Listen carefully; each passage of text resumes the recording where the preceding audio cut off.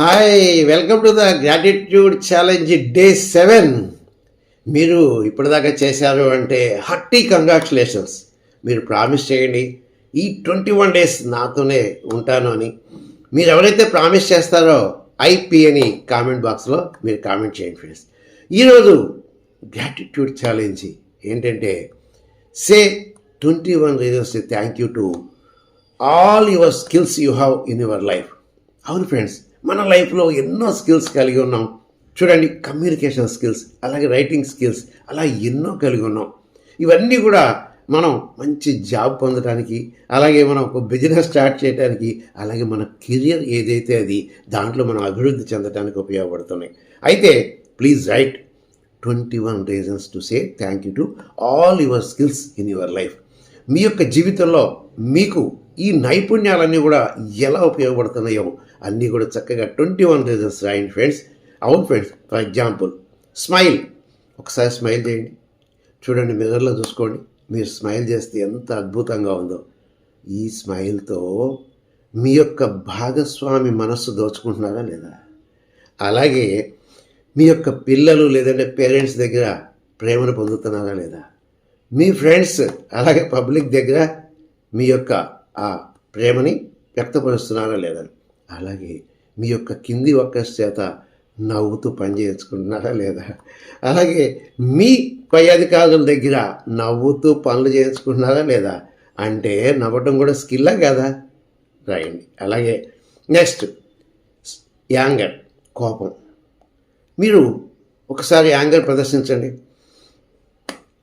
అంటే కోపం కూడా స్కిల్లేనా అంటే ఫర్ ఎగ్జాంపుల్ చూడండి, ఎప్పుడైతే మనం కోపంగా ప్రదర్శిస్తామో ఈవెన్ మనం భాగస్వామి దగ్గర పనులు చేయించుకుంటున్నాం. అలాగే పిల్లల్ని కూడా కోపంతో చక్కగా చదివేట్టుగా మనం చేస్తున్నామా లేదా?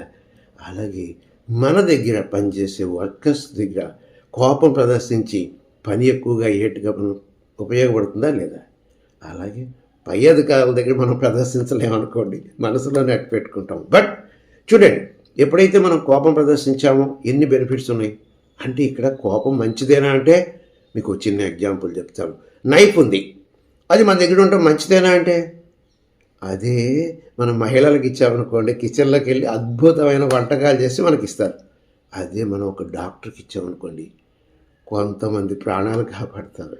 అంటే ఏంటి, కత్తి ఉపయోగమా లేదా అంటే ఉపయోగమే. బట్ అలాగే కోపం కూడా ఉండాలా లేదా అంటే తప్పకుండా ఉండాలి. అయితే ఎప్పుడు, ఎలా, ఎక్కడ ఉపయోగించాలి అని తెలుసుకుంటే సరిపోతుంది.